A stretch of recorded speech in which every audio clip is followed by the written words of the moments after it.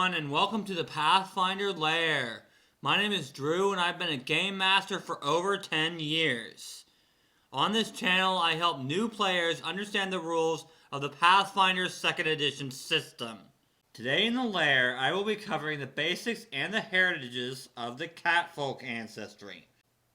Catfolk are an uncommon ancestry, meaning there aren't that many of them in the world, so make sure you talk to your GM before building a character with this ancestry. For basics, Catfolk get 8 ancestry hit points, and they have a speed of 25 feet per action they take. For ability boosts, Catfolk get dexterity, charisma, and a free ability boost that can be anything except dexterity or charisma. They also have an ability flaw of wisdom. For languages, Catfolk get Common and Amoran, which is the language of Catfolk. They also receive additional languages equal to their intelligence modifier at first level. Your traits are Catfolk and Humanoid.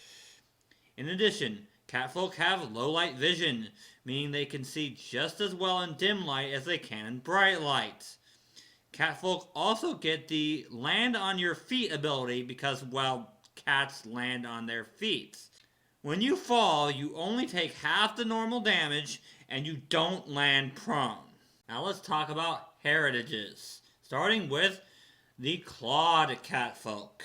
These Catfolk have sharp claws and gain a claws unarmed attack that deals 1d6 slashing damage. These claws are in the brawling weapon group and have the finesse, agile, and unarmed traits. The finesse trait means you can use dexterity to hit with them instead of strength. Agile means you take less of a multiple attack penalty when using these weapons. And unarmed, I think, is pretty self-explanatory. This heritage is pretty standard. Just claw attack, 1d6 slashing damage. The next heritage that Catfolk can take is the hunting Catfolk. These Catfolk get imprecise scent with a range of 30 feet. This means you can use your sense of smell to try to locate creatures within 30 feet. The wind may affect this distance, however, as per your GM's ruling. Also, you receive a +2 bonus whenever you are trying to track a creature or object that you have smelled before. This feat would be great for a ranger, especially if the same target keeps getting away. Jungle Catfolk can ignore difficult terrain from underbrush and foliage. Also, greater difficult terrain from these types of terrain features are only regular difficult terrain to them.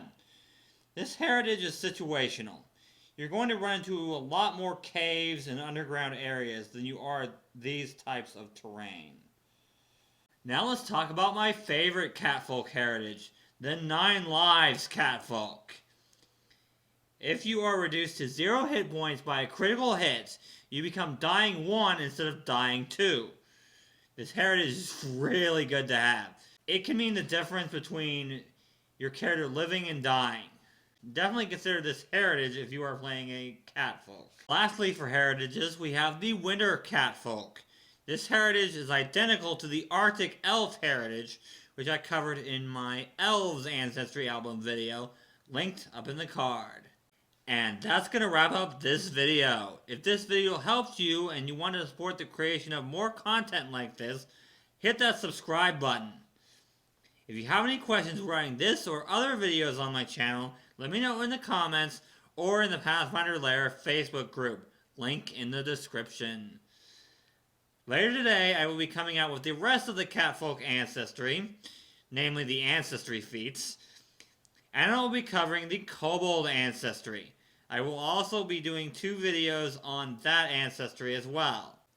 Next week, I will be continuing this series with the Orc Ancestry, and I will be giving you novice GMs out there some tips on how to run an effective Pathfinder 2nd Edition game.